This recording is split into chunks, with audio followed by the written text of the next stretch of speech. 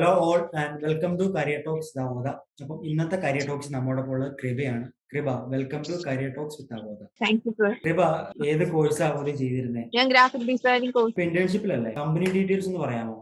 Cube innovation എന്ന് പറഞ്ഞിട്ടുള്ള കമ്പനിയിലാണ് internship. Okay okay. എന്താ ഈ ഗ്രാഫിക് ഡിസൈനിങ് ചൂസ് ചെയ്യാനുള്ള റീസൺ? എനിക്ക് എഡിറ്റിംഗ് ഭയങ്കര ഇഷ്ടമായിരുന്നു. പക്ഷെ ഞാൻ ശരിക്കും അവോധയിൽ വന്നപ്പോഴാണ് ഗ്രാഫിക് ഡിസൈനിങ് എന്ന് പറഞ്ഞിട്ടുള്ള ഒരു കോഴ്സ് ഉണ്ടെന്ന് ഞാൻ അറിഞ്ഞത്. അപ്പൊ ഞാൻ എഡിറ്റിംഗ് എനിക്ക് കുറച്ച് ഇഷ്ടമുള്ളതുകൊണ്ടാണ് ഞാൻ ചൂസ് ചെയ്തത്. അടിപൊളിയാണ്. കൃപ നേരത്തെ എന്താ പഠിച്ചിരുന്നത്? ബികോം ആയിരുന്നു. ബികോം ആയിരുന്നു. ഓക്കെ. അപ്പൊ ബികോമിൽ നിന്നാണ് ഗ്രാഫിക് ഡിസൈനിങ്ങിലേക്ക് വന്നത്.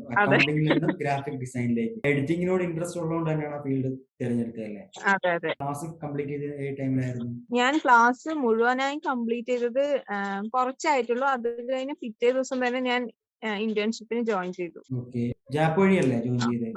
അതെ. JAPല എന്ന് പറയുന്നത് ഭയങ്കര ഒരു പോസിറ്റീവ് ആയിട്ടുള്ള കാര്യമാണ്. കാരണം എന്താന്ന് വെച്ചാൽ ഇപ്പൊ ഒരുപാട് ഓപ്പർച്യൂണിറ്റീസ് ഒരുപാട് ആൾക്കാർക്ക് കിട്ടുന്ന ഒന്നാണ് ഈ JAPല എന്ന് പറയുന്നത്. ശരിക്കും കൃപ ഇത്ര ടൈം നമുക്ക് വേണ്ടി സ്പെൻഡ് ചെയ്തതിന് താങ്ക്സ്.